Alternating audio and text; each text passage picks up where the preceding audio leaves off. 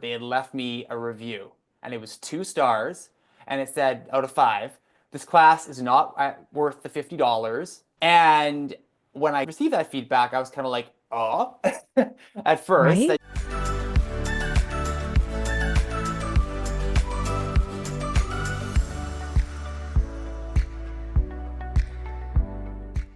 Welcome, everyone, to another episode. And today we're going to be talking about negative feedback. That's right.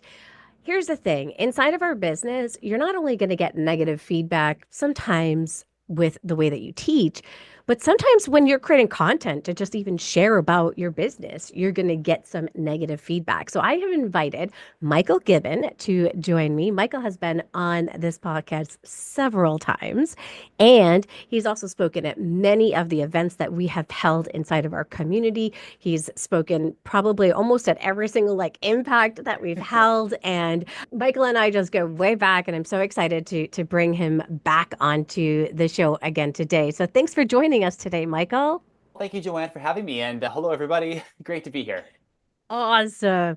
So tell us a little bit about why does negative feedback feel so personal, especially when it's like content that we're creating? Yeah, that's a great question, Joanne. From negative feedback as educators, and it's really interesting. I'm completing some training right now on DISC. And for those who may not be familiar with DISC, it's personality assessment. And there's 4 quadrants, D, I, S, and C. The names and what they mean have varied a little bit over the years, but currently the model is dominant, inspiring, supportive, and cautious. And a lot of teachers, not all, of course, but a lot of teachers fall under S and C. And S is people who really want everybody to get along, keep everything steady, keep everybody really happy and jovial, and keep everything really going well. And Yeah. the C are very cautious. They think a lot, they analyze a lot, which can be wonderful. But if we're combining that thinking, that analyzing, and also if you have a lot of that sensitive, really want to make sure everything goes well and everybody's getting along. When we receive that negative feedback, it can hurt because you just feel like, oh no, this is upsetting the status quo. What did I do wrong? Where did I go wrong? And also, why does this person feel that way? And it can really affect our mindset and our framework. If we're going out there posting something that we value and we view as important to helping others, and it gets shut down, or we perceive it as getting shut down. Exactly. And I think as educators too, there was a lot of negative feedback that was happening inside of the school system and not enough Mm. positive feedback that was happening in the school system from parents, from administrators, all of that kind of stuff that it almost brings us back to that place. Have you ever received negative feedback that really stuck with you? Yes, I have definitely over the years. And I do preface that with negative feedback, we'll definitely do a deeper dive into this further on, but there's different degrees of it and different ways to interpret it. But Sure. I always think the most memorable negative feedback I've received over the last few years was a student that I was working with, and it does tie into content because the content was customized for the student. They had messaged me about, hey, let's work together. My child needs help with subtraction. Set up the banner for them, the welcome banner based on their interests on Zoom, had that custom content ready to go based on strategies they needed help with. They had some games all set up. They were interested in soccer, so it was just soccer mania ready to go. We had this really great lesson ready to go with pre-created content. And right toward the end of the lesson, I saw the mom peek in on screen and then pop out. And I just went, oh, hi. I was just totally in the moment trying to help the student, just engaging with the student.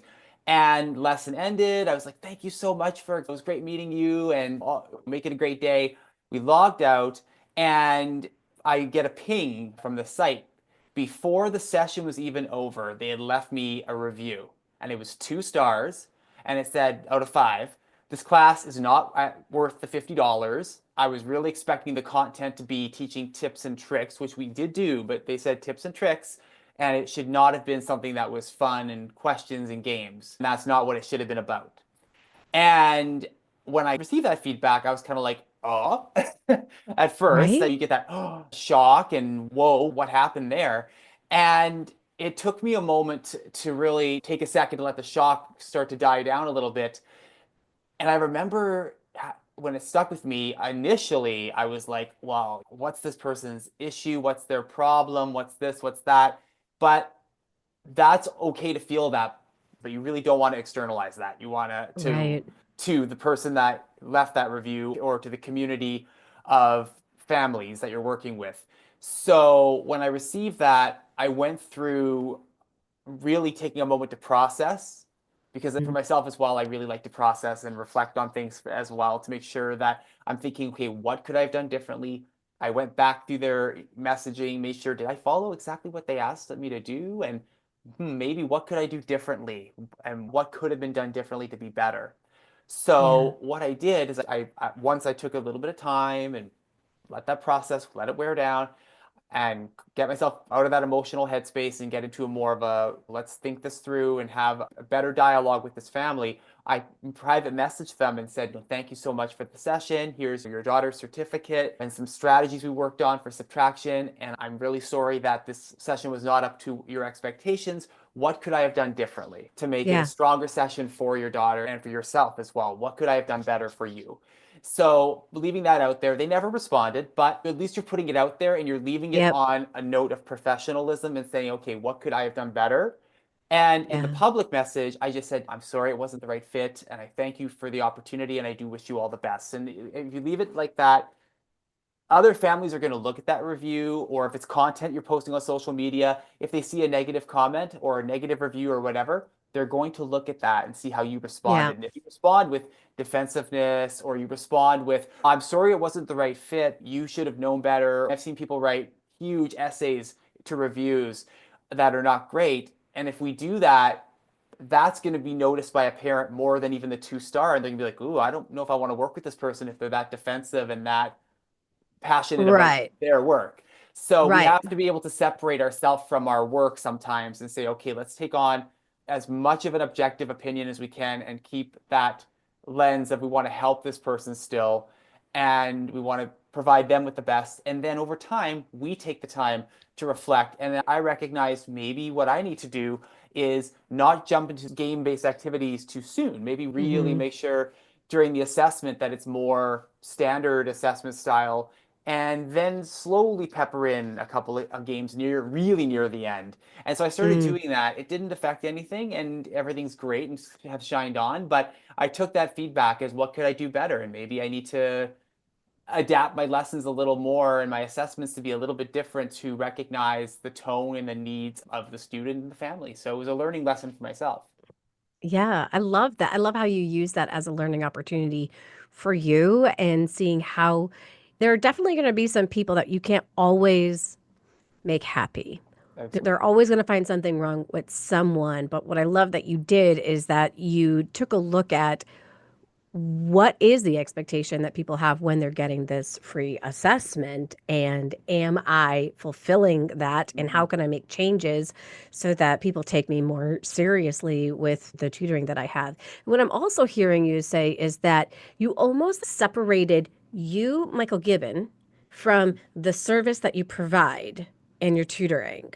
And so when they were giving you feedback about the tutoring service that you provide, they weren't necessarily giving Michael Gibbon, like you as a Mhm. person, feedback. And a lot of times we like to like really own it, personalize it, get upset, get defensive, all of that. But you over time were able to separate the two and be able to peel that onion and get the most important information you needed so that you can run the best business, which I think is fantastic. How do you Yeah. think how do you think other tutors can separate themselves from the content that they create and not take that criticism so personally? Absolutely. And like you said, it was a journey. And one of the best nuggets of advice I received was I remember calling my coach and I was really upset. I had posted something on Facebook and it wasn't getting the best response. And my coach said, it's not about you. This Hmm. is not about you. This is not about you. It's about your business.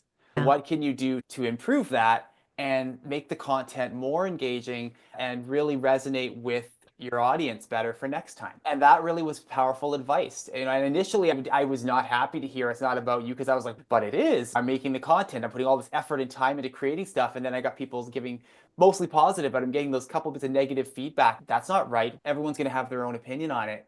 And Yeah. making and it really separate yourself from personal. They're not saying you are terrible. They're not saying you're not worth it or that you are bad. They're saying the content's not helpful. The content's not Right. providing.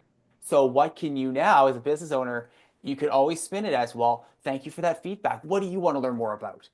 Or be proactive from that experience to figure out, okay, what does my audience want to hear more about? And how can I Mm. provide that to them to make it more engaging? And again, you're not going to please everybody. That's almost an impossibility. But just think of, when you receive that feedback, what can you do to make it better? You're creating your business material. It's not Yeah. against you. It's not against Yeah. Joanne Kaminski. It's not against Michael Gibbon. It's about the material. Yeah.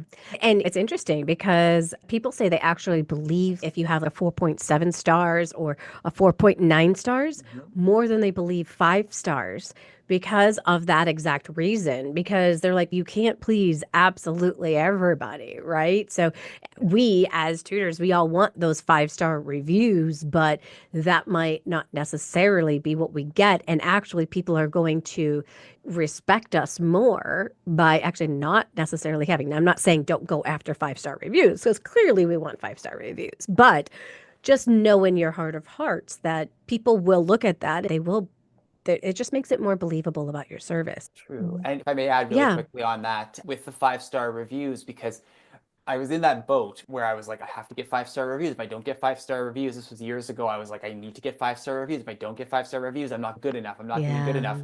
And you put that pressure on yourself to potentially be perfect. And I remember emailing parents early on and being like, oh, a 5 star review would be wonderful. And I had a parent email me and say, Michael, I was going to leave a really good review, but I don't like the fact that I'm being strong armed to a 5. So if you're going to ask for reviews, just ask for how That's to it. make sure things are going well. Ask for a review, and they're going to give you that review, whether it's a 5 or a 4 or whatever. But it's about really having that authenticity, and people are going to respect it more. And also the pressure you're putting on yourself potentially. If you have, I know as somebody who has anxiety and has perfection tendencies at times, it was actually taking me out of my business, being so concerned about providing that immaculate service and having the immaculate reviews versus just be yourself, do the best you can. And if a review comes in that's not a 5, a 4 is still fantastic. And if it's a 2 or a 1 or even a 3, what can you do better? Yeah, exactly. What's your approach to determining whether negative feedback is constructive or just noise?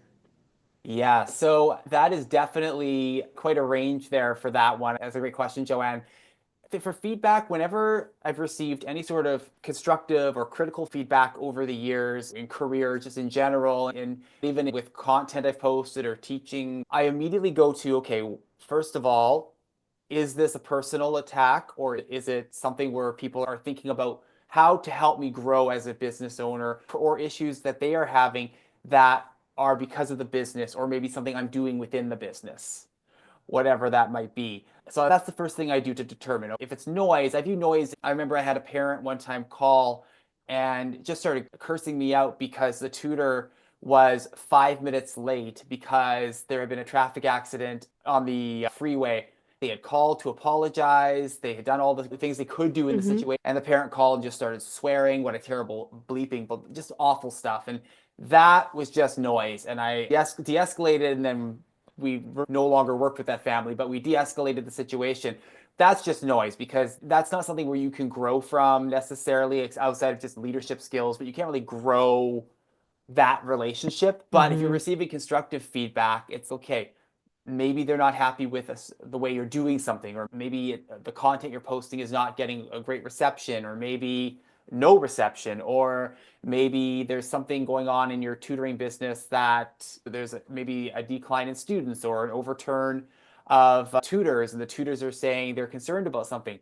That's all constructive feedback. It's not positive feedback, but for that feedback, those are things that you think about and you're like, okay, what can I do better? And constructive Yeah. feedback, think about whatever this feedback is, what can I do better through this Yeah. feedback to grow the business and make things better for the people around me? Also, what can I do inside to grow as a business owner, leader, content creator, whatever you're doing? Yeah, I definitely think that's the most important thing to do is exactly what you said. And going back to like our response and then how do we Mhm. respond to those different things? You and I both love using ChatGPT these days because it's such a helpful tool It to is. be able to use inside of our business. But when we get like this negative feedback, let's say we have a Google business review, right? Mhm. And it's a negative review.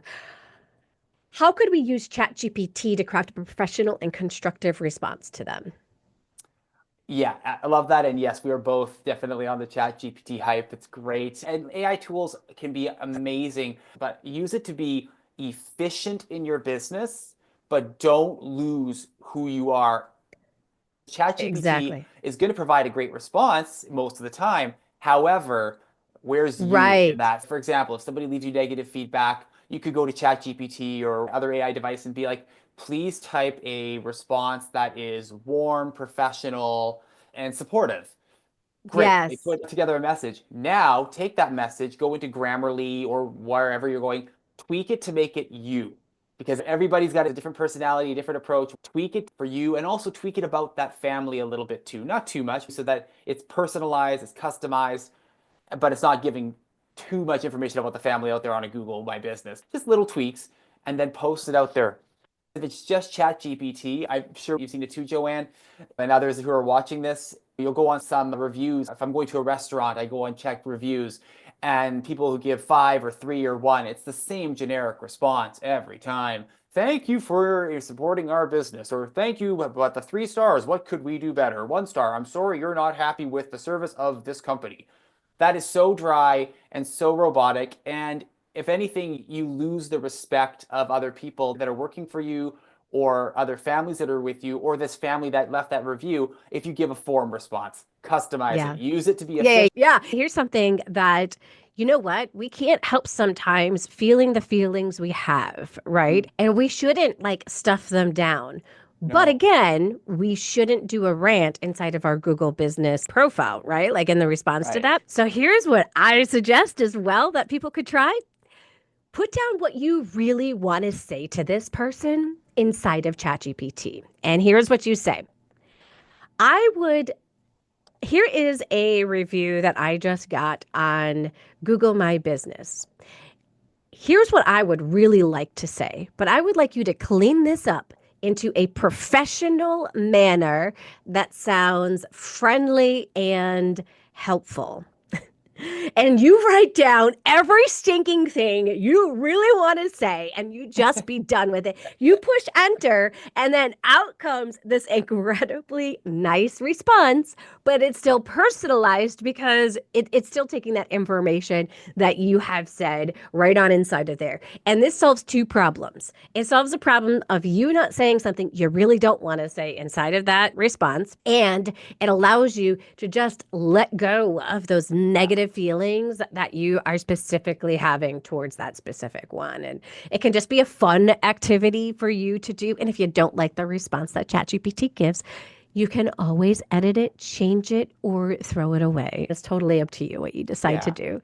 But don't ever respond, I think, like right away in the heat of the moment. Take Mhm. some time to come up with a response or play the game. Like just go Absolutely. on in and do what you can. I think as tutors, we really do need to develop a thicker skin Mhm. while still being open to valuable feedback. What do you think? I agree. And it's an area I think we're all growing and developing at our own pace with like I know that's still an area I'm still working on 20 years into career, still building that up and just developing those layers. But I think we all need to develop a bit of a thicker skin. Not all of us, some of us have it, but like developing that thicker skin towards that because again, like we said at the beginning, it's not personal, it's business, it's professional, and it's having that trying to have a healthy boundary between those Mm-hmm. two worlds for yourself.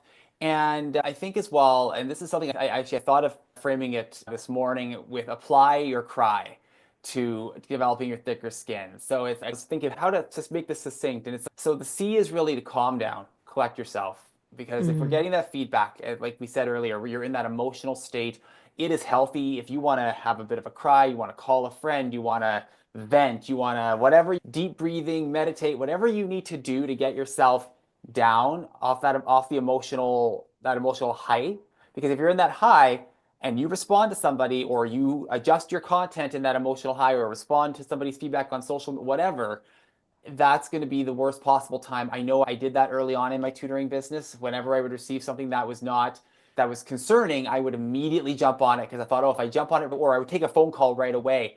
And it was the worst thing that I could do because I was a little emotional. I'm not able to have full clarity on how to help this person. And that could cause certain relationships to fray even further. Take the Yeah. time to calm down, collect yourself, and also now reflect. And this is where thicker skin can develop. And again, something we're all continuously work on is focus on what's the worst that could happen with the Hmm. situation I have right now and write it down. Write down or think it out. What's the worst that could happen from this negative Google review or this negative comment on a post I've created? What's the worst that could happen? And oftentimes you go back thinking, not much. Worst that could happen, okay, I've received one bad review amidst a number of great reviews. Worst that could happen, a parent reads it and realizes I'm not perfect, okay? And Yeah. maybe they'll recognize that my style, if they like what they see from other reviews, okay, this style might work for me. Or they see that review and go, you know what, that style wouldn't work for me. That's happening. And you know what? That saves them and myself problem because we're not going to mash. That's okay. You Hmm. take the time to reflect and also, okay, what's the worst that could happen? And also, how can I best help this person now? And how can I Right. help them and help myself? And Right. so then that gives you time to reflect, think about it, and then again, you're getting rid of that taking it personal. You're losing that piece is ebbing, and now you're building in to why of the cry, your response. How are you going to respond to that person? Yeah. And that's really critical is how you're going to respond. And like we've talked about, whether you use ChatGPT, whether you use whether you have that telephone call or Zoom meeting, whatever it's going to be, you've taken the time to calm down, collect your thoughts, reflect on what's the worst that could happen, what's the best case scenarios that can come out of having this chat with this family or what have you, and how can you make it best going forward. And then your response is not just what you respond to in terms of the social media posts, in terms of the Google review, in terms of the webinar feedback, whatever it was. It's how do you go forward now with responding? What are you going to do differently going forward today, tomorrow, next week, next month, next year to make yourself a stronger tutorpreneur, content creator, the works? Yeah. I don't know about you, but I found that as soon as tutors start hearing or seeing some of that negative feedback on, let's say, a video that they've created, right? And they start like internalizing, okay, maybe I shouldn't be creating videos. And I feel like that's the worst possible thing that they could do because videos are such a great way to be seen, heard, connect with people, and all of those kinds of things. And I have found that not creating the content because of something silly somebody else has said really can hinder you being able to find the people that you're meant to work with. What kind of advice do you have for tutors who now have a fear of putting themselves out there because of this potential criticism? Again, if it's a fear, taking a look at what had happened earlier, just from whatever that might, think about what are the best things that could come out of posting your Yeah. post, and then what's the worst that could happen. And thinking about that from that perspective, because if you're passionate about it and you believe in it and you want to do this, it's going to help you to connect with other people. Like you said, Joanne, videos are so powerful for that. Connect with other people, grow your connections, grow your business. Think about it, what's the great thing, and then think about what's the worst that could happen. Okay, one person or two people might not respond to it. Hey, they have a right to have that feeling, but at the Yep. same time, do you want to work with those people? Is that necessarily going to be your Probably not. community? Probably Probably not. not. And as well, if it's constructive feedback, because again, negative feedback can be noise, it can also be very constructive. Maybe is there something I could do differently with the content I'm going to post in a follow-up Yeah. video? Yeah. I can tell everybody who's watching, I had to learn that lesson early on. I was hosting a complimentary workshop. I was so excited to do it.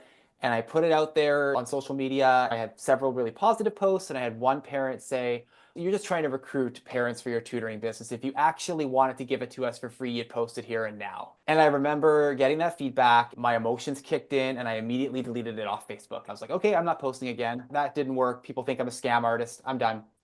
And I went to that spiral and that dark place in my Yeah. mind instead of being like, wait a minute. In hindsight, of course, being 2020, taking the time to calm down, collect, reflect, and then my response, it would have been very different. I would have been like, I'm sorry, that's how you're feeling. Please come out. It'd be great to see you. There's no offer being offered. This is just a way to support the community.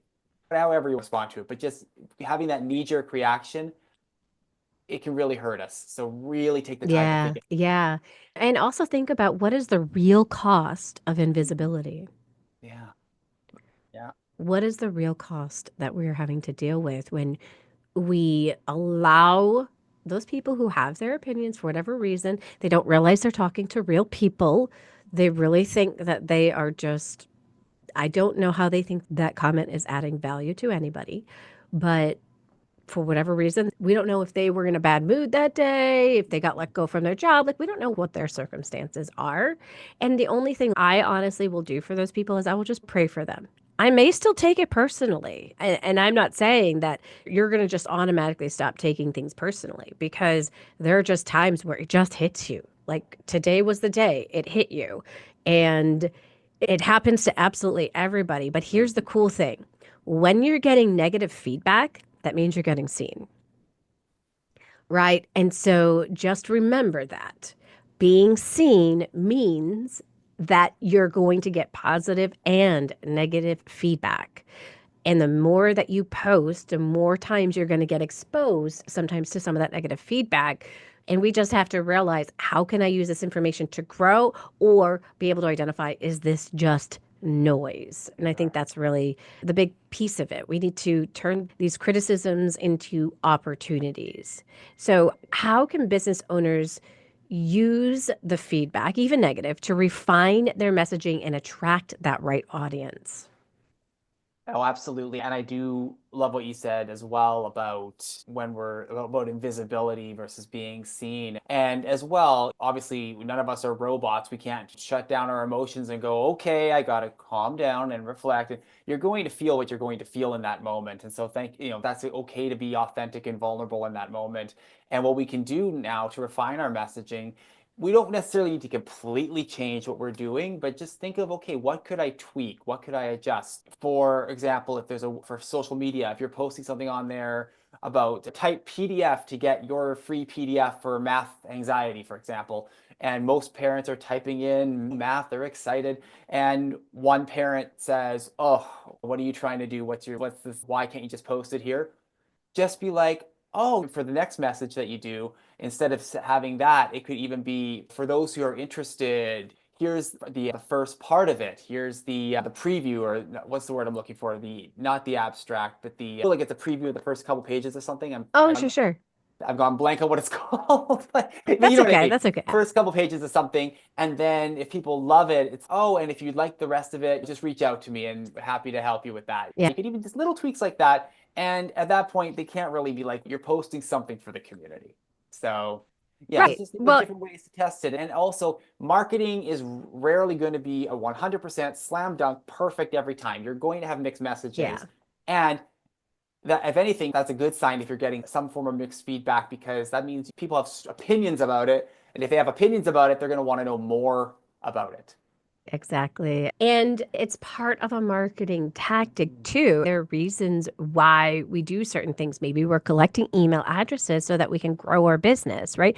There are actual business strategies we have to utilize in order to grow the type of business that we want to do. And there are certain strategies that work, and there are going to be people that are going to fight it and resist it. If that's what they want to do, they absolutely can. Yes. And that's okay. But again, they're probably not going to be your ideal client. Although sometimes some of those people end up being some of the best clients. And so by not responding in a negative way to them, you actually get elevated in their eyes sometimes, or sometimes they just want to keep triggering you for whatever reason. Maybe they're Mhm. manipulative, who knows? But they just want to keep triggering you and keep going on and on. And at that point, like if I'm on social media and I have somebody doing that to me, and I am friends with them, let's say, I will just delete them as somebody that can post. And that's the beautiful thing about social media now, is there's a lot of control over that we can have on YouTube. You can actually turn off comments from a specific person. You can delete their comments if they're just harping and they just keep going on, because sometimes they do, Yeah. or delete them as a connection. I've had to do that just recently with somebody who was upset because I genuinely absolutely love pencil spaces. And they were just so upset that I'm for corporate America, and they were just going on and on. And I'm just Mm. like, okay, you've just gone too. They thought that they should offer their tool for free for a whole year. I said, "Well, other people had already mentioned, like, would you offer your tutoring services for free for a whole year? A business needs to charge in order to be Yeah. continuing to be in service." And this person just wanted to go on and on. I said, and how would they pay their 70 employees that they have if they just gave it away for free? Where does the money come Yeah. from? Like it's not making sense. And they're like, you only care about how they eat and all that. It went on and on. I'm like, okay, Oh my this gosh. isn't even Yes. like a conversation anymore. That I'm No. not talking to a sane person. This is a rant. This is a rant. And Yeah. then they like created a post all about me and about pencil spaces. And I was like, Yeah. you know what? I'm going to delete this person because they're toxic. Like, Yeah. it's okay for them to have their opinion. If they want to have their opinion, they're free to it. I tried speaking to them in a casual tone, but this is not working clearly. No. And I just have to take care of my own mental health at this point and just delete as somebody who's connected with me so I don't see any of their posts. They can continue to post as much of that stuff about me or any of that stuff that they want Oh to. yeah. I'm not stopping them from that. I just don't need to see it. So, Exactly. what's one piece of advice that you would give someone who is struggling with negative feedback right now? Maybe they received it yesterday or this morning. What's Okay. something that you would leave them with? I would say you're not alone. Just take the time to come down from that experience. It's okay to feel what you're feeling, but take that time to recenter, reflect on it, decide how you want to go forward as a stronger business owner and a leader. And remember, again, you're not alone. Connect with Yeah. people in your community, Yeah. gather that support from people because people do care and want to help you. And this is going to be potentially a wonderful period of growth for you. If it's just a rant, you have the support for people to be there for you. Yeah, And you're not speaking of alone. which, you have a great Facebook group that tutors can join. Where can they find that on Facebook? For sure. So it's the Tutoring Business Success Support Group. We have it's a growing group. We have about 8,300 amazing tutors that are there, and it's a great supportive community. It's really lucky to have them. I love that. And you have a podcast. So tell people about your podcast. Sure. The Coach for Tutors podcast. So we currently have 7 seasons of amazing people. Joanne has been, I think, our first four-time guest, which is awesome. And it's just a great chance for tutors to learn more strategies on how to grow their business. We have, yeah, marketing discussion, technology discussion, hiring tutors, sales, the works, sales, like everything's, all those topics and more are there. And it's, yeah, check it out. Yes, definitely check it out. And thank you so much, Michael, for joining us and sharing your thoughts on this. I know you also did a TED Talk all about anxiety. Yeah, that's right. Transforming anxiety. You got Yeah, it. and this really fits in with that whole entire thing. So you just go on into YouTube and put TED Talk anxiety. You're going to find Michael Gibbon inside of there and the talk that he did. Fantastic, fantastic stuff. And so super excited to have you share all about this today so that tutors can feel like, hey, I'm not alone when I experience this. There are things that I can do, and they now are in a better space to be able to do it. Thank you, Joanne, and thank you everybody for your support and being here today. I look forward to connecting with you.